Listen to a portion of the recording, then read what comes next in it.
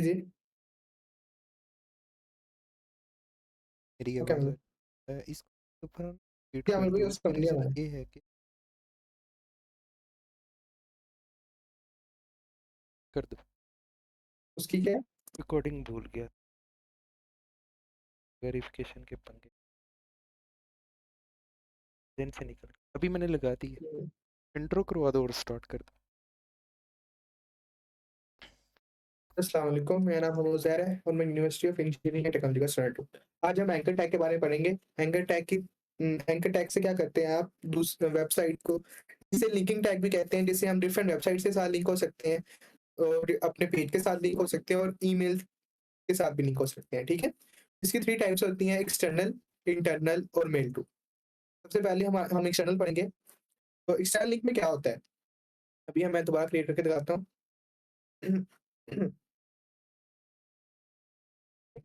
यहाँ पे मैं अगर लिखता हूँ, अभी मैं इसको रिमूव करता हूँ दोबारा।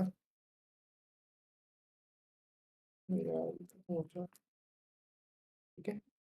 तो यहाँ पे आके मैंने फॉर एग्ज़ाम्पल लिख दिया H5 टैग, ठीक है? H5 टैग के अंदर कुछ भी लिख देता हूँ। गो टू गूगल ही लिख लेते हैं यहाँ पे। हाँ, चलिए गूगल ही लिख लेते हैं। गो टू गूगल, ठीक है? आप कहीं पे भी जा सकते हो, जिसका लिंक डालोगे वहाँ पे चले जाओ। अब देखें ये जो मैंने H5 में लिखा तो यहाँ पे शो हो गया, ठीक है? अब अगर मैं चाहता हूँ कि जब यूज़र इस पे क्लिक करे, अभी तो क्लिकेबल ही नहीं आ रहा, ये कॉपी हो रहा है। तो इसे क्लिकेबल बनाने के लिए क्या करूँगा मैं? इसे एंकर टैग के अंदर बंद कर दूँगा, ठीक है? जिस टेक्स्ट को आपने क्लिकेबल बनाना हो, उसको एंकर टैग के अंदर बंद कर दें, ठीक है? तो एंकर टैग मैं स्टार्ट करता हूँ, ए लिखा, एंकर टैग स्टार्ट हुआ, देखें ये एंकर टैग यहाँ पे स्टार्ट हो रहा है, यहाँ पे एंड हो रहा है। तो मैं क्या करता हूँ, इसके सेंटर में जाके ये इसे पेस्ट कर देता हूँ, कंट्रोल एक्स और कंट्रोल वी। तो जैसे ही मैंने इसके सेंटर में पेस्ट किया, तो देखिए अभी क्लिकेबल नहीं हुआ। अब आपने इसका एक एट्रीब्यूट है वो लिखना है। एट्रीब्यूट का आइडिया मैंने बताया था एट्रीब्यूट्स क्या होते हैं। और मैं एक एट्रीब्यूट लिखूँगा जिसका नेम है हाइपर रेफरेंस। कहते हैं हाइपर रेफरेंस लिंक, ठीक है? तो जैसे ही मैंने एक एट्री अभी मैंने देखिए लिंक कोई नहीं डाला, देखिए अभी सिर्फ मैंने एट्रीब्यूट लिखा है। जैसे ही मैंने एट्रीब्यूट लिखा तो ये क्लिकेबल हो गया। देखें, यहाँ पे लाइन भी आ गई और कलर भी चेंज हो गया। तो ये क्लिकेबल हो गया, एक लिंक बन गया अब ये। मेरा कर्सर देखें, जैसे ही कर्सर इसके ऊपर जाता है तो वो क्लिक करने की ऑप्शन देता है, ठीक है? तो अब आप जैसे ही आप क्लिक करें इस पे, आप जिस जहाँ पे जाना चाह रहे हैं, आप वहाँ उस चीज़ का लिंक यहाँ पे दे देंगे। फॉर एग्ज़ाम्पल मैं गूगल पे जाना चाह रहा हूँ, तो मैं इसका गूगल का लिंक कॉपी करता हूँ और यहाँ पे दे देता हूँ, ठीक है? तो ये देखें, अब मैं वापस आता हूँ। तो जैसे ही अब मैं यहाँ पे क्लिक करूँगा, तो यहाँ पे गूगल ओपन हो जाएगा। मैं यहाँ पे क्लिक करके दिखाता हूँ आपको, कि मैं इसको थोड़ा-सा इधर कर लेता हूँ कि ये थोड़ा लंबा हो जाए। तो जैसे ही मैं यहाँ पे क्लिक करूँ तो गूगल ओपन हो जाएगा। देखें, ये गूगल ओपन हो गया, ठीक है? तो एक चीज़ नोट करें यहाँ पे कि मैं गूगल पे क्लिक कर रहा हूँ, तो वो उसी टैब के अंदर ओपन हो रहा है। हमारी ज़्यादा रिक्वायरमेंट होती है कि हमारे इस टैब के अंदर नहीं ओपन हो, सेकंड टैब के अंदर ओपन हो, ठीक है? ऑटोमैटिकली। उसके सेकंड एट्रीब्यूट आता है टारगेट। टारगेट लिखेंगे, टारगेट की 4 वैल्यूज़ हैं, ब्लैंक, पेरेंट, सेल्फ और टॉप। जो टॉप और पेरेंट है अभी आई फ्रेम के साथ यूज़ होती है, तो इसको हम आई फ्रेम के साथ पढ़ेंगे 2 टाइप्स को। अभी 2 हम पढ़ लेते हैं, जिसे कहते हैं सेल्फ और ब्लैंक। जो सेल्फ है, इसका मतलब बाय डिफ़ॉल्ट यही होता है, मीन्स कि जिसमें हो उसी में खुल जाओ। देखिए इसमें खोलूँगा तो कोई मीन्स कि पहले भी ऐसा ही हो रहा था, इसको लगाने या ना लगाने से कोई फ़र्क नहीं पड़ता। लेकिन जो दूसरी टाइप्स हैं, मीन्स जो ब्लैंक टाइप है, ब्लैंक, इससे क्या होगा, जैसे आप इस पे क्लिक करोगे, तो वो इस टैब में नहीं खुलेगा, नेक्स्ट टैब में खुलेगा। मैं इसको क्लिक करता हूँ, तो ये देखिए अभी नेक्स्ट टैब में खुल रहा है। अब मैं ये टैब सारे बंद कर देता हूँ, ये भी बंद कर देता हूँ और ये भी बंद कर देता हूँ। मैं दोबारा खोलता हूँ, देखिएगा, यहाँ पे एक न्यू टैब ओपन होगा। देखिए अब यहाँ पे न्यू टैब ओपन हो रहा है। तो ये तो हो गया एक्सटर्नल लिंक, ठीक है? अब हम सेकंड टाइप पढ़ते हैं इंटरनल लिंक पढ़ लेते हैं। एंकर टैब हमने एक्सटर्नल लिंक पढ़ लिया। इसको हम कॉपी कर लेते हैं नीचे, इसको नीचे ले जाते हैं। कंट्रोल सी, ओके इसको यहाँ पे ले जाते हैं कि पता लग जाए कि हमने यहाँ पे ये वो पढ़ा है। इसको यहाँ पे ले जाते हैं, कंट्रोल बी, ये एक्सटर्नल लिंक यहाँ पे था। अब हम पढ़ने लगे हैं second type, internal link. Internal link, ठीक है? तो अब हम सेकंड टाइप पढ़ने लगे हैं। मैं यहाँ पे कोई वर्ड लिखता हूँ, इस पैराग्राफ के ऊपर मैं एक वर्ड लिख रहा हूँ, कोई भी वर्ड लिखता हूँ, फॉर एग्ज़ाम्पल मैं एक स्पैन टैग बना रहा हूँ, स्पैन टैग किस लिए यूज़ होता है? कोई भी टेक्स्ट लिखने के लिए आप स्पैन टैग यूज़ कर सकते हो और ये एक इनलाइन एलिमेंट है। इनलाइन और ब्लॉक एलिमेंट के बारे में हमने अभी नहीं पढ़ा, जब हम पढ़ेंगे तो आपको वो भी समझ लग जाएगा कि इनलाइन और ब्लॉक एलिमेंट क्या होते हैं। अभी के लिए स्पैन टैग कोई भी छोटा-सा पैराग्राफ या कोई भी कोई चीज़ लिखने के लिए यूज़ होता है। तो मैं स्पैन टैग में लिख देता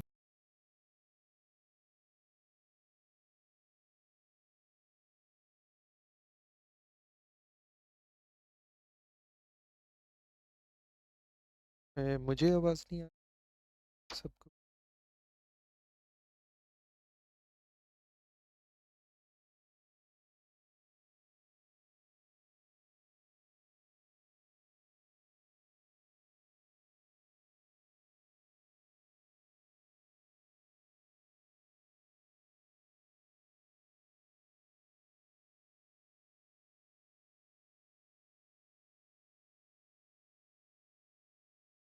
हूँ कि जैसे मैं गो डाउन पे क्लिक करूँ, तो क्या हो, मेरा पेज स्क्रॉल करके नीचे आ जाए, मीन्स के नीचे यहाँ पे आ जाए, ठीक है? उसके लिए क्या करेंगे, आप इंटरनल लिंकिंग करेंगे। सेकंड टाइप है इंटरनल लिंक एंकर टैग की। वो करने का तरीका क्या है? देखिए मैंने वैसे किया है। हाइपर रेफरेंस वो सेम सिंटैक्स है। इसको कॉपी करता हूँ, इसको नीचे जाके पेस्ट करता हूँ, सबसे नीचे, जहाँ पे मैं जाना चाहता हूँ, ठीक है? फॉर एग्ज़ाम्पल मैं यहाँ पे आना चाहता हूँ सबसे नीचे। अब आपने जहाँ पे आपने जाना है, आपने वहाँ पे लिखना है नेम एट्रिब्यूट, ठीक है? मैं यहाँ पे नेम दे रहा हूँ फॉर एग्ज़ाम्पल, भी दे सकते हैं आप। मैं लिख रहा हूँ फुटर, ठीक है? अब इसी को आपने उसके ऊपर लिंक में दे देना है, यहाँ पे आके, फुटर, ठीक है? तो मैं जैसे ही क्लिक करूँ, तो ये यहाँ पे चले जाए। मैं यहाँ पे लिख देता हूँ, फुटर लिख देता हूँ यहाँ पे ना, तो आपको सेंस बन जाएगी। ये फुटर पे आ गए, फुटर। तो मैं जैसे ही यहाँ पे क्लिक करूँ, मीन्स कि इस पे क्लिक करूँ गो डाउन पे, तो ये फुटर पे चले जाए, ठीक है? लेकिन देखिए अभी ये एरर क्यों आया है? यहाँ पे एक चीज़ आपने याद रखनी है कि जब भी आपने इंटरनल लिंकिंग करनी है, तो जिस लिंक पे आप क्लिक करना चाहते हैं, ठीक है? तो वहाँ पे उससे हाइपर रेफरेंस से पहले आपने हैश लगाना है ज़रूर, ठीक है? वरना वो सही वर्क नहीं करेगा। जब आप हैश लगा देंगे, तो वो वर्क करेगा। देखिए अब मैं गो डाउन पे क्लिक करता हूँ, तो साथ ही में फुटर पे आ जाता हूँ। देखिए मेरा स्क्रॉल बार देखिएगा, मैंने गो डाउन पे क्लिक किया, तो नीचे आ गया, ठीक है? फुटर पे आ गया साथ ही में, स्क्रॉल डाउन हो रहा है। वेबसाइट्स के अंदर होता है ऐसे ही कि जब आप मेन्यू बार पे क्लिक करते हैं, वो नीचे चले जाता है, उससे नीचे चला जाता है। तो ऐसे ही वर्क कर रहा होता है। देखें गो डाउन, फुटर पे चला गया मैं, ये देखिए, ठीक है? तो समझ लगी इस चीज़ की? अगर फॉर एग्ज़ाम्पल अब हम चाह रहे हैं कि जब मैं फुटर पे क्लिक करूँ, ठीक है? तो मैं ऊपर चले जाऊँ वापस। जब फुटर पे क्लिक करूँ, तो हम क्या करेंगे? फुटर को एक नेम दे देते हैं। नेम तो दिया हुआ है, इसको हाइपर रेफरेंस दे देते हैं। जैसे ही फुटर पे क्लिक हो, तो आपने कहाँ पे जाना है? आपने वापस चले जाना है गो डाउन पे। यहाँ पे नेम दे देते हैं। नेम दे देता हूँ इसको मैं हेडर, ठीक है? इसी हेडर को नीचे ले जाता हूँ। यहाँ पे आके हेडर दे दिया। यहाँ पे क्या करना है? हैश लगाना है। तो अब देखिए जैसे ही फुटर पे क्लिक करूँगा, तो मैं गो डाउन यहाँ पे आ गया। मेरा स्क्रॉल बार देखिएगा। इसी पे क्लिक किया, फुटर पे आ गया, फुटर पे क्लिक किया, ऊपर, ऊपर-नीचे मूव हो रहा हूँ, ठीक है? तो ये होती है इंटरनल पेज लिंकिंग। अगर मैं इसको आपको यूज़ दिखा दूँ मेरी वेबसाइट, अरे! मैं आपको ना इसका यूज़ दिखा देता हूँ कि प्रैक्टिकल में कहाँ पे यूज़ होता है।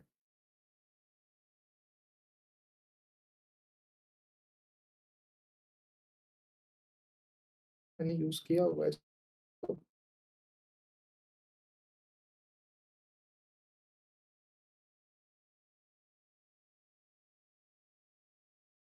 देखें, अब यहाँ पे मैंने इंटरनल लिंकिंग भी यूज़ की है, लोड होने में थोड़ा टाइम लगेगा। इंटरनल लिंकिंग यूज़ की हुई है। लेकिन जैसे ही मैं अबाउट पे क्लिक करता हूँ या सर्विस पे क्लिक करता हूँ, मैं कहीं जाऊँगा। देखिए, मैंने अबाउट पे क्लिक किया, मैं इस सेक्शन के अंदर आ गया। देखिए, मैंने अबाउट पे क्लिक किया, मैं इधर आ गया। मैं सर्विसेज़ पे क्लिक करता हूँ, नीचे स्क्रॉल डाउन कर गया। प्रोजेक्ट्स पे क्लिक करता हूँ, यहाँ पे आ गया। कॉन्टैक्ट पे क्लिक करता हूँ, मैं डायरेक्ट कॉन्टैक्ट पे चला गया। देखिए, मैं स्क्रॉल डाउन खुद नहीं कर रहा, मैं सिर्फ लिंक्स पे क्लिक कर रहा हूँ। मैं यहाँ पे कॉन्टैक्ट पे क्लिक करता हूँ, मैं डायरेक्ट कॉन्टैक्ट पे जाऊँगा। देखिए, डायरेक्ट कॉन्टैक्ट पे आया, ठीक है? मैं होम पे क्लिक करता हूँ, तो दोबारा ऊपर जाऊँगा। तो ये इसी के थ्रू इंटरनल लिंकिंग की हुई है, जो मैंने अभी आपको पढ़ाई है। ठीक हो गया? ये अबाउट, सर्विसेज़, प्रोजेक्ट, ये सारे इसी के थ्रू किए हुए हैं लिंक। और ये जो आपको शो हो रहा है कि मैं यहाँ पे जब क्लिक करता हूँ, यूज़ टूल्स पे, तो मेरी ये खुल जाती है, ये जो खुल जाती है ये टे स्ट्रीमलैट की ऐप खुल जाती है। तो मैंने हाइपर रेफरेंस में इसका लिंक दिया हुआ है बैकएंड पे ना, कि जैसे ही यूज़र इस पे क्लिक करे यूज़ टूल बटन पे, तो आपने इस लिंक पे चले जाना है और उस लिंक को खोलना कहाँ पे है? ब्लैंक मीन्स के अगले टैब के अंदर खोलना है। ठीक हो गया? तो ये इसी के थ्रू ये सारे आगे जा रहे हैं। इस पे क्लिक करता हूँ यूज़र उस लिंक पे चले जाता है, इस पे क्लिक करता है, हर किसी का लिंक लगाया हुआ है पीछे। ठीक हो गया? तो ये हो गया इसकी रियल लाइफ यूज़। ये रियल लाइफ में वैसे यूज़ करेंगे। किधर गया वापस आते हैं।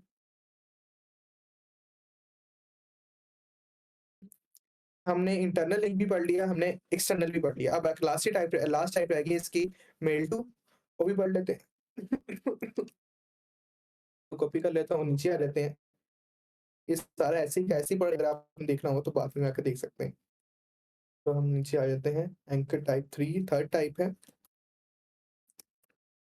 Third mailto, mailto, ठीक है? तो इसको लिखने का तरीका थोड़ा-सा डिफरेंट है। हम यहाँ पे लिखते हैं एंकर, तो यहाँ पे लिख देते हैं फॉर एग्ज़ाम्पल उज़ैर, तो इधर आ गया, ये आ गया उज़ैर।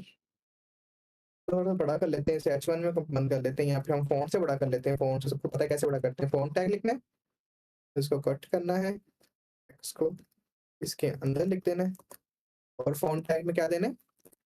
साइज़, साइज़ 7 नहीं 7 तो बड़ा हो जाएगा, 5 दे देते हैं,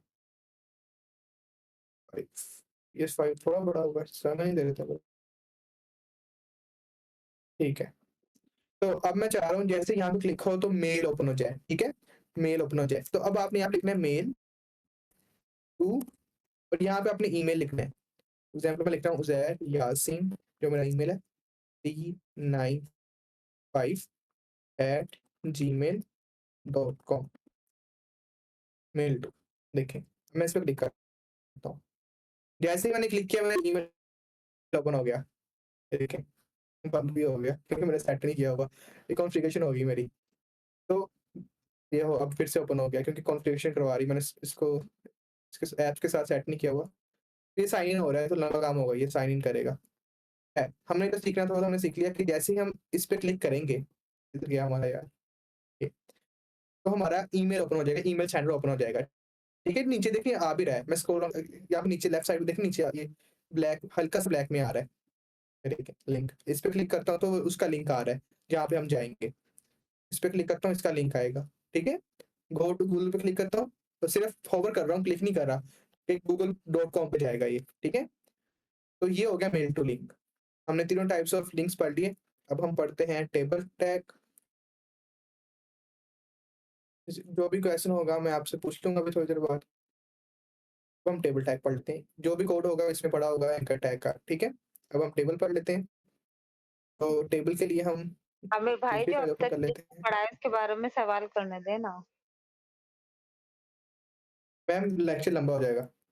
इंडेक्स डॉट एचटीएमएल, उसके बाद मैंने आपसे क्वेश्चन ही करने हैं सारे। ओके, तो इसको मैं लाइव करता हूँ और इसमें सवाल करने की थोड़ी नहीं थी, दिखाई भी है, चलें फिर भी कर लेते थोड़ी देर तक। तो गो टेबल कह दिया, अब हम टेबल टैग पढ़ेंगे, ठीक है? तो मैं यहाँ पे लिख लेता हूँ हाइडिंग टेबल H1 टेबल्स। अ, अब तो टेबल इतने यूज़ नहीं होते, लेकिन आप इससे कंप्लीट वेबसाइट भी बना सकते हो, ठीक है? इससे कंप्लीट वेबसाइट का डिज़ाइन स्ट्रक्चर कर सकते हो। पहले करते होते थे। सेंटर तो अभी भी कहीं-कहीं यूज़ हुआ होता है टेबल्स। एचटीएमएल में 2 ही इंपॉर्टेंट चीज़ें हैं, टेबल्स और फॉर्म्स। तो हमने टेबल्स लिख दिए, तो अब हम टेबल क्रिएट कर लेते हैं। अच्छा, इसकी प्रॉपर्टीज़ कौन-कौन सी हैं? मैं इसको एंटर कर रहा हूँ। एक है मेन, जिसे हम सिमेंटिक टैग भी कहते हैं, टेबल, ठीक है? टेबल इसको लिखने से कुछ भी नहीं होगा, कुछ भी शो नहीं होगा। टेबल का सिंटैक्स ऐसा है जैसे जैसे आप सिंपल एक जो टेबल होता है उसमें 2 चीज़ें होती हैं, ठीक है? आपने टेबल ऐसे लेना है, कैसे बताऊँ, जैसे वर्ड का डॉक्यूमेंट होता है, इनमें रोज़ हैं और कॉलम्स हैं, ठीक है? जो रोज़ हैं वो आप टीआर से डिफाइन करेंगे, ठीक है? ये देखिए मैंने एक रो डिफाइन कर दी। मैं दूसरी रो भी यहाँ पे डिफाइन कर देता हूँ, यहाँ पे मैं तीसरी भी डिफाइन कर देता हूँ, टीआर। ये हमारी रोज़ है, ठीक है? अब इनके अंदर हमने कॉलम्स बताने हैं कि इस रो के अंदर कितने कॉलम्स होंगे, ठीक है? मैं फॉर एग्ज़ाम्पल मैं इस रो के अंदर 2 कॉलम चाहता हूँ, उसके लिए लिखूँगा टीडी। इसके लिए 1 कॉलम आएगा मीन्स इस रो के अंदर 1 कॉलम आए, इसके अंदर कोई डाटा भी लिख लेते हैं, यहाँ पे मैं ए लिख लेता हूँ। 1 रो है, उसके अंदर 1 कॉलम है। जैसे ही मैं टीडी एक बार और लिखूँगा, देखें 2 कॉलम हो गए, ठीक है? तो ये कॉलम्स बन रहे हैं। तो आपको ये शो नहीं हो रही इसलिए क्योंकि टेबल पे आपको बॉर्डर लगाना पड़ता है। तो मैं इसे बॉर्डर लगाता हूँ तो आपको थोड़ा-सा सही होगा। ये देखें मेरी 1 रो बनी हुई है और उसके अंदर 2 कॉलम्स बने हुए हैं। देखें 1 रो है, 2 कॉलम्स हैं। आपको रो टू कॉलम्स का पता होगा, लेफ्ट टू राइट रो होती है, टॉप टू बॉटम कॉलम होते हैं। तो इसी तरीके से अगर मैं इसके अंदर अब आके 2 कॉलम बनाता हूँ, क्या करूँगा मैं टीडी लिखूँगा और उसके अंदर डाटा लिख दूँगा। मैं अब एबीसी सी लिख देता हूँ और डी लिख देता हूँ, टीडी लिख देता हूँ। ठीक है? देखें, ये 2 कॉलम बन गए, इसको भी कैपिटल कर लेते हैं। तो टेबल का यही स्ट्रक्चर है सारा, ठीक है? कि ए, बी आप रोज़ होती हैं और कॉलम्स होते हैं। इसमें हम कर लेते हैं, इसको भी 3 कर लेते हैं, कंट्रोल सी और इसको भी यहाँ पे आके करें, ई आ गया और एफ आ गया। तो ये हमारा 3/2 का बन गया, टेबल बन गया। इसे मैट्रिक्स भी कह सकते हैं आप, 3/2 का मैट्रिक्स बन गया ना, जिसमें 3 रोज़ हैं और 2 कॉलम्स हैं। तो बॉर्डर की और कौन-कौन सी प्रॉपर्टीज़ होती हैं? एक तो है अलाइन प्रॉपर्टी। कुछ आपने याद रखनी है, कुछ प्रॉपर्टीज़ डायरेक्ट रोज़ पे काम करती हैं, कुछ प्रॉपर्टी टेबल पे काम करती हैं, ठीक है? तो अलाइन प्रॉपर्टी इस पे काम करेगी टेबल पे, अलाइन सेंटर। आपको सबको पता है इससे क्या होगा, वहाँ टेबल सेंटर में आ जाएगा, ठीक है? उसके बाद विड्थ विड्थ की प्रॉपर्टी है कि आप विड्थ ज़्यादा कर सकते हो इसकी। आई थिंक सो विड्थ की प्रॉपर्टी खत्म हो गई है, खुद ब खुद नहीं आ रही। खैर 80% कर लेते हैं, विड्थ 80%, तो ये हमारा कॉलम की 80% विड्थ हो गई है। हाइट ज़्यादा कर लेते हैं, हाइट एचडी हाइट की प्रॉपर्टी है खत्म हो गई, मुझे ये भी नहीं याद, 100 पिक्सल। हाँ जी, है। ठीक है, इसको देखिए ये हाइट यहाँ पे काम करेगी, आई थिंक सो यहाँ पे नहीं काम करेगी टेबल के अंदर। हाँ जी, देखिए यहाँ पे नहीं काम कर रही है, ठीक है? तो कुछ प्रॉपर्टीज़ आपकी टीआर पे काम करेंगी और कुछ टीडी पे काम करेंगी। इसको भी हाइट दे लेते हैं, इसको भी हाइट दे लेते हैं। अ, ये मैंने किस दे दी, यहाँ पे देनी थी। तो ये हमारा एक टेबल क्रिएट हो गया। अब आपने एक चीज़ देखी है कि हमारा ये जो है ए, बी, सी, डी, ई, एफ, डी, ये सारा सेंटर में आ रहा है और लेफ्ट साइड पे लगा हुआ है, ठीक है? तो आप इसको भी ऊपर-नीचे मूव कर सकते हो। फॉर एग्ज़ाम्पल आप चाहते हो कि ए जो है वो लेफ्ट टॉप से स्टार्ट हो। तो उसके लिए आप क्या करोगे? जिसको मूव करना चाहते हो, देखिए ये कॉलम है मेरा, ये कॉलम है ना टीडी, ये सेल है। आप इसमें ए को ऊपर मूव करना चाहते हो, तो आप इसके अंदर आओगे। यहाँ पे आके प्रॉपर्टी लिखोगे B align, vertically align, B-A-L-I-G-N, A-L-I-G-N, align is equals to, इसकी प्रॉपर्टी कौन-कौन सी थी? मुझे name I think so top, एक टॉप, हाँ, देखें टॉप, टॉप से वो टॉप पे अलाइन हो गया। बॉटम, बॉटम से बॉटम पे आ गया और सेंटर बाय डिफ़ॉल्ट होता है, सेंटर बाय डिफ़ॉल्ट होता है। इसी तरीके से आप इसको भी मूव कर सकते हो, बी को भी, इसी तरीके से सी को भी मूव कर सकते हो। अगर मैं यही प्रॉपर्टी लगाता हूँ वर्टिकल अलाइन सेंटर, तो देखते हैं रो पे लगाता हूँ, ठीक है? तो देखते हैं वर्क करती है। देखें यहाँ पे वर्क नहीं कर, एक सेकंड लैपटॉप चार्ज में लगा, तो देखिए यहाँ पे वर्क नहीं कर रही। मैंने रो पे लगाई है ये प्रॉपर्टी, रो पे वर्क नहीं कर रही। आपको डायरेक्ट उस कॉलम पे लगानी पड़ेगी, उस टैब लगानी पड़ेगी जहाँ पे आप ये करवाना चाहते हैं। मीन्स के यहाँ पे और यहाँ पे, तो ये दोनों ऊपर हो जाएँगे और ये क्यों नहीं हुआ? ये इसका मसला होगा। वर्टिकली अलाइन सेंटर तो हमने पहले से बाय डिफ़ॉल्ट किया हुआ है, तो कर लेते हैं, तो और तो, तो ये दोनों टॉप हो गए। वैसे अब हम इसे दोबारा ट्राई करेंगे, पहले भी सेंटर ही था तो शो नहीं होनी थी। इसको यहाँ पे ट्राई करते हैं टीआर के अंदर कि वर्क करता है कि नहीं करता। चलें जी, इसके अंदर वर्क करता है तो हमें यहाँ पे लगाने की ज़रूरत नहीं है। टीआर के अंदर वो डायरेक्ट वर्क कर रहा है, तो हम इस पे लगा देते हैं। तो ये हमारी यहाँ पे भी होगी, यहाँ पे भी होगी, यहाँ पे लगा देते हैं।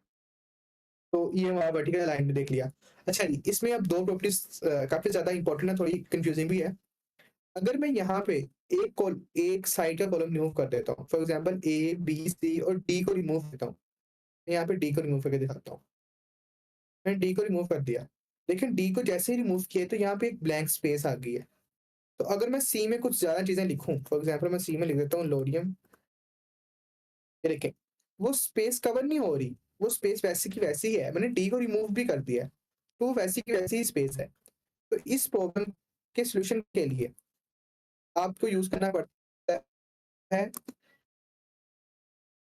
Call span. कॉल स्पैन से क्या होता है कि एक कॉलम को मर्ज कर देते हैं दूसरे के साथ, ठीक है?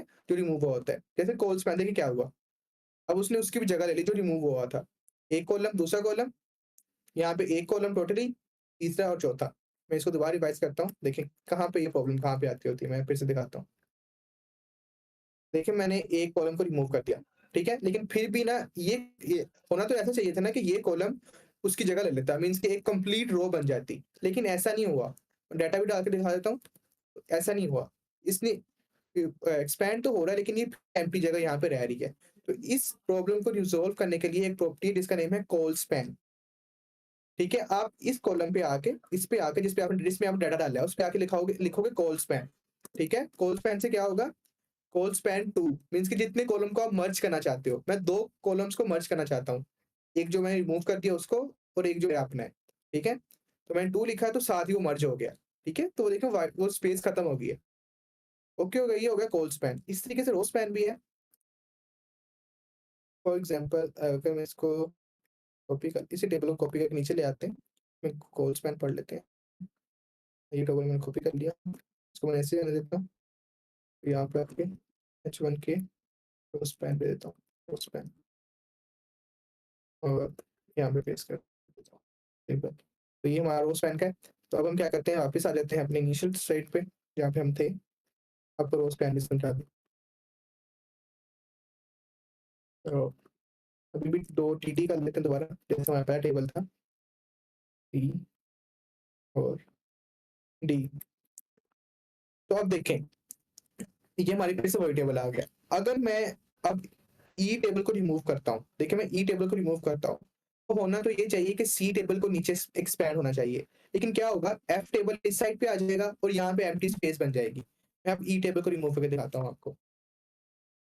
देखिए ई जो एफ टेबल था वो राइट साइड पे आ गया और यहाँ पे स्पेस क्रिएट होगी। वही वाली स्पेस के ऊपर प्रॉब्लम कर रही थी। लेकिन हम क्या चाहते हैं कि एफ इसी साइड पे रहे और सी एक्सपैंड हो जाए नीचे को।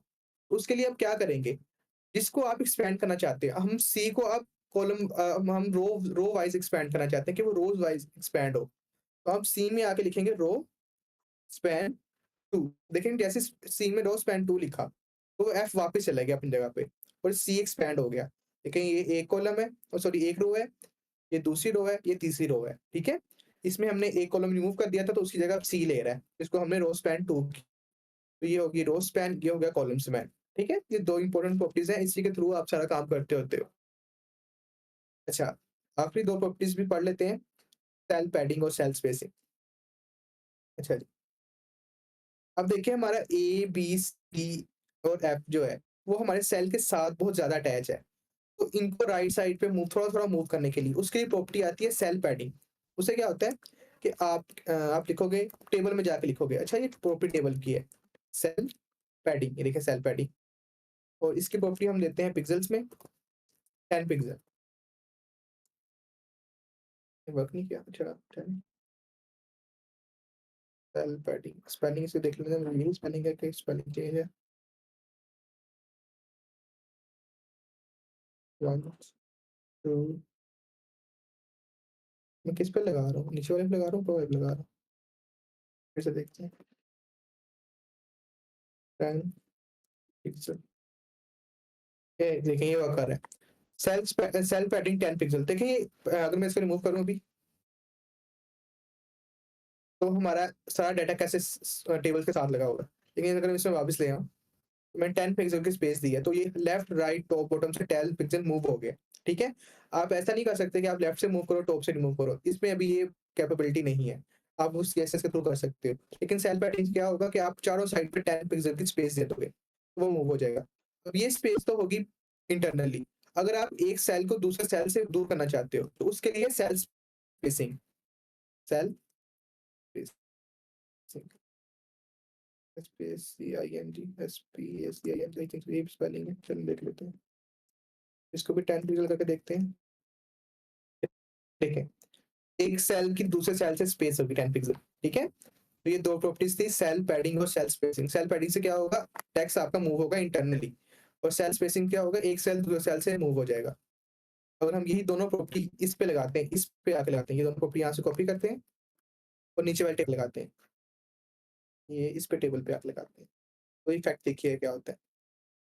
देखिए, इंटर वाला टेक्स्ट भी मूव हो गया और हमारा ये टेबल भी मूव हो गया और सेल्स भी आपस में दूर-दूर हो गए।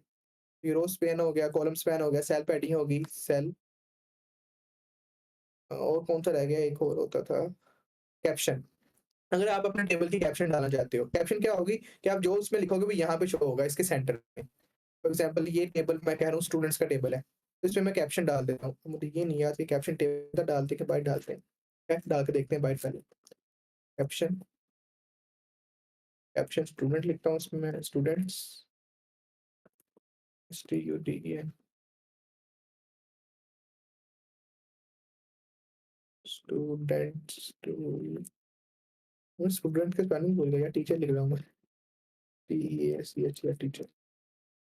अच्छा अभी तो नहीं यहाँ पे आ रहा, आई थिंक सो इसके अंदर ही लिखते हैं, तो इसके अंदर लिख के देखते हैं टेबल के। ये देखें, अच्छा आपको इफेक्ट भी समझ लग गया। देखिए मैंने यही यही चीज़ जब मैंने टेबल के बाहर लिखी है, टेबल टैग है और इसके अंदर लिखी है अभी। अभी यही चीज़ मैंने टेबल के बाहर लिखी थी, यहाँ पे लिखी थी, तो ये यहाँ पे शो हो रही थी। जैसे ही मैंने टेबल के अंदर लिखी, तो ये सेंटर में शो हो रही है। मीन्स कि ये इसका कैप्शन, ऐसा कैप्शन शो हो रही है, ठीक है?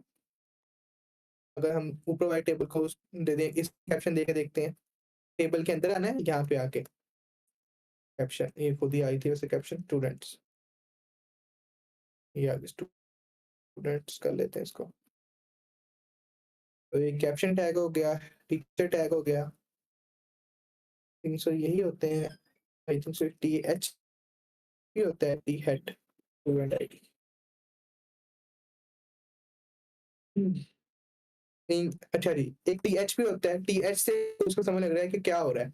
टेबल हेड, ठीक है? जब आप वर्ड पे जाते हो तो वहाँ पे कुछ हेडिंग्स भी होती हैं। इसमें क्या होगा कि जो जो चीज़ आप TH में लिखोगे, एक तो वो बोल्ड में आएगी, दूसरा वो ऑटोमेटिकली सेंटर में भी आएगी, ठीक है?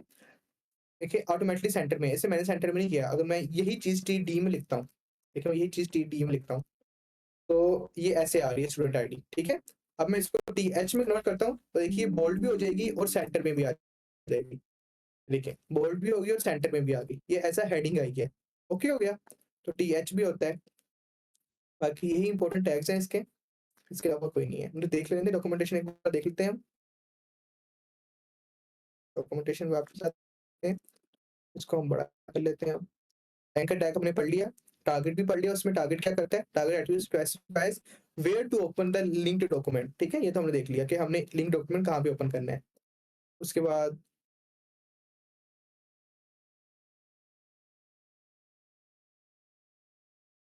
इंटरनल पेज लिंक पढ़ लिया हमने, मेल टू भी पढ़ लिया, टेबल आ गया। टेबल पढ़ लिया हमने, TH पढ़ लिया, TD भी पढ़ा है, टेबल पढ़ लिया, TR क्या करता है, TH क्या करता है और TD क्या करता है, ये भी आपको बता दिया मैंने आपको। टेबल विद गोल स्पैन बता दिया, टेबल विद रो स्पैन भी बता दिया, table with caption caption tag भी बता दिया, TH बॉडी T4। अच्छा जी, ये नहीं पढ़े हम। Is used to group the header content in the table, is used to group the body content in the table, it used to group the footer content in the table। ये footer के लिए होता है, जहाँ पे आपने footer लिखना है उसके लिए आप ये लिखोगे। अगर किधर गया ये यार, ये इसको हम कॉपी करके इसको भी देख लेते हैं, ये कैसे रन होता है। तो इसमें TH यूज किया हुआ है, इसमें किया हुआ, तो कॉपी नहीं हो रहा। Ctrl+C, इसको भी देख लेते हैं यूज करके, ये क्या इफेक्ट करता है। एक मिनट यार, इसको यहाँ पे पेस्ट कर देते हैं। बॉडी की जरूरत नहीं है, हमें सिर्फ टैब टेबल की जरूरत है, हेड की भी जरूरत नहीं है, टाइटल की भी जरूरत नहीं है, सिर्फ टेबल की जरूरत है। तो हम देख लेते हैं अपने में क्या इफेक्ट आया। ओके, तो ये हो गया टेबल हेड, ये हो गया टेबल हेडर, ये फुटर, और ये सेंटर वाला किसे क्या कहते हैं बोला? टेबल बॉडी कहते हैं, आई थिंक सो। ये आप आगे देख लेते हैं। ओह यार! ये कौन सा वीएस कोड ओपन कर लिया। अच्छा, मैंने आपको बैकग्राउंड कलर नहीं बनाया, वही पढ़ाता हूँ। टेबल बॉडी जी। तो उसने टेबल्स को 3 पार्ट्स में डिवाइड कर दिया है, ठीक है? एक हो गया टेबल हेड, ये टेबल हेडर है जिसमें टेबल हेड की प्रॉपर्टीज आ रही हैं, देखें ये टेबल हेड है, ठीक है? या तो राइट कर लेते हैं, टेबल हेड, हाँ। तो ये टेबल हेड है, ये 2 ऊपर वाले 2 एक रो है, ठीक है? और उसके बाद ये टेबल बॉडी है जिसमें से colour background colour tan tan दिया हुआ है, और ये टेबल फुट है, ठीक है? तो हम टेबल फुट का कलर भी चेंज करके देख लेते हैं। टेबल फुट, इसका बैकग्राउंड कलर देखते हैं, बीजी कलर। तो जैसे इसका बैकग्राउंड कलर चेंज करूँगा, तो ये नीचे वाले कॉलम नीचे वाली रो का कलर चेंज होगा। फॉर एग्जांपल ब्लू कर देता हूँ मैं, ब्लू भाई, ब्लू, रियल ब्लू, ब्लू। ये ब्लू हो गया। इसी तरीके से इससे आपको मीन्स की एक और प्रॉपर्टी पता लगी कि आप टेबल का कलर भी चेंज कर सकते हो। टेबल हेड का कलर भी चेंज कर लेते हैं, इसको रेड कर लेते हैं, बीजी कलर। तो ये सारे काम हम करते हैं एचटीएमएल, तो उसके सीएसएस रेड। तो ये रेड हो गया, ओके? रेड, टेन और ब्लू हमने ये भी पढ़ लिया। आई थिंक सो दैट्स इनफ। ये एचटीएमएल फॉर्म्स आ गया आगे। फिर कल का अगला लेक्चर है। अमिर भाई बस रिकॉर्डिंग बंद कर दे। अच्छा अमिर भाई, सेकंड सेकंड, एक सेकंड वेट। तो आप लोगों का काम क्या है? आप लोगों ने ये बना के लेके आना है, मैं आपको दिखा रहा हूँ। आप लोगों ने ये बना के लेके आना है। ये सारा कंप्लीट कंप्लीट टेबल से बना हुआ है, सेम टू सेम बना होना चाहिए आप लोगों का। ऐसा ही सारा टेबल से बना है। मैं आपको एक्सप्लेन कर देता हूँ एक बार कैसे बना है। देखिए एक मेन टेबल है, यहाँ से स्टार्ट हो रहा है, यहाँ पे खत्म हो रहा है, ठीक है? उसमें क्या है? सबसे पहले एक टी आर है, ठीक है? ये टी आर है एक, ठीक है? उसमें एक ही टी डी है, टी डी ये एक ही है। उसने टी डी को डाला हुआ है H1 के अंदर, और थोड़ी सी सेल पैडिंग दी हुई है लेफ्ट से, 10 पिक्सल राइट, ठीक है? तो ये यहाँ पे आ गया। अब नीचे आ जाते हैं। नीचे भी एक ही टी आर है, ठीक है? एक टी आर है, उसमें उसने डाले हुए हैं, ये देखें, एल आई डाले हुए हैं, एल आई 1 2 3 4 5, और उन एल आई को उसने लिंक्स में कन्वर्ट किया हुआ है, मीन्स कि उनको एंकर टैग में बंद किया हुआ है, ओके? और ये जो लाइन है, ये डायरेक्ट की लाइन लिखी हुई है जो हमारे हम लैपटॉप से लिख लेते हैं, ओके? तो ये हमारा वो है। उसके बाद नीचे आ जाते हैं। तो यहाँ पे 2 रोज़ देखें, यहाँ पे क्या है? 2 एक रो है जिसमें 2 कॉलम्स हैं। एक लेफ्ट कॉलम है, एक राइट कॉलम है। 2 कॉलम्स हैं, एक लेफ्ट और एक राइट। ये एक रो है इतनी बड़ी, यहाँ ये कंप्लीट 3 रोज़ हैं, 1 2 3 और ये 4। लेकिन थर्ड रो है, उसमें 2 कॉलम्स हैं। ऊपर वाली दोनों रो में एक-एक कॉलम है। तो आपको पता है कि इन दोनों रो में क्या करना है। इसमें भी क्या लगेगा? कोल स्पैन 2, इसमें भी क्या लगेगा? कोल स्पैन 2, इसमें भी क्या लगेगा? कोल स्पैन 2, ठीक है? क्योंकि इन दोनों में एक-एक कॉलम है और इसमें 2 कॉलम है। ओके हो गया? तो अगर आप यहाँ पे नहीं लगाएँगे तो आपको इफेक्ट शो होगा जो अब मैंने बताया। उसके बाद एक में इसने डाटा डाला हुआ है, सेल पैडिंग दी हुई है, और एक में इसने लिस्ट डाली हुई है, ठीक है? जैसे ये लिस्ट डाली हुई है, ये एक सीधी लिस्ट डाली हुई है, और ये वर्टिकल में डाली हुई है। अगर आपसे वर्टिकल अगर आपको सीधी नहीं डल रही, तो आप लिस्ट ना बनाएँ, सही स्पैन टैग से लिख लें इसको, ओके? नीचे एक सिंपल सा टेक्स्ट लिखा हुआ है। बाकी बीजी कलर यूज़ किया हुआ है, और एंकर मीन्स अभी तक जो हमने पढ़ा है सारा तकरीबन यूज़ हुआ है। हेडिंग भी यूज़ होगी, बैकग्राउंड कलर भी यूज़ हो गया, एंकर टैग भी यूज़ हो गया, लिस्टिंग भी यूज़ हो गई, और टेबल भी यूज़ हो गया। तो ये आप लोगों ने बना के लेके आना है। इसकी पिक लेनी है तो पिक ले लें, बाकी मैं पिक लेनी है इसकी। मैं इसकी स्क्रीनशॉट ले लेता हूँ, और आप लोगों को अपनी उधर जाके अपलोड कर देता हूँ, उस ऐप फ़ोल्डर के अंदर, हमारी रेपो के अंदर। सॉरी आपने क्या कहा भाई? ताकि उसको देख के भी आपकी वॉइस नहीं समझ आ रही सर। तो मैं यहाँ मैं पे ये कह आके रहा इसको अपलोड कर, हूँ आपने भी ये असाइनमेंट दिए ना, के अंदर भी जी, जी। शेयर कर दीजिएगा। जी, जी, ये नहीं ग्रुप के अंदर शेयर करने का भाई मकसद ही नहीं है। जब हमने रेपो किसी बनाई हुई है ये वाली, जिस रेपो में आप काम पुश करते हैं, तो उसी में है आपको मिल जाएगा ये, ठीक है? Okay boss. तो उसमें अपने फ़ोल्डर में मैंने ये पुश कर देना है। मैंने पुश कर दिया, अभी मैं पुश कर देता हूँ इसको। डेस्कटॉप पे स्क्रीनशॉट्स में पड़ा होगा। तो मैंने आपको इसलिए बनाई थी कि हम ग्रुप से बाहर निकले और ये मैंने ओपन करके इसको किया।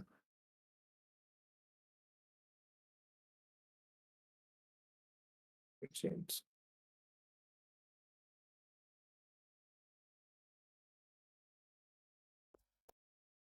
मैं आपको देख लेते हैं एक बार दोबारा उज़ैर के फ़ोल्डर में होगी। ABUZAIR करके उज़ैर ये रहा। तो ये आ गया स्क्रीनशॉट, ठीक है? इसको मैं नेम चेंज कर देता हूँ। नेम चेंज करने की आई थिंक सो यहाँ पे ऑप्शन नहीं है। खैर ये आपकी असाइनमेंट है। इसको आप ओपन करेंगे तो आपको स्क्रीनशॉट नज़र आ जाएगा जो मैंने लिया। यहाँ ये देखें, तो आपकी ये असाइनमेंट है, ओके? आपने ये बना के लेके आना है सेम टू सेम। बाकी जो भी मेरी ऐपों के अंदर जो कोड पड़ा हुआ है उसको मैं अभी डिलीट कर दूँगा कि आप लोग देख लो। बाद में फिर से अपलोड कर दूँगा। बाकी इतना ही था। हामिद भाई कोडिंग बंद कर दें। ओके।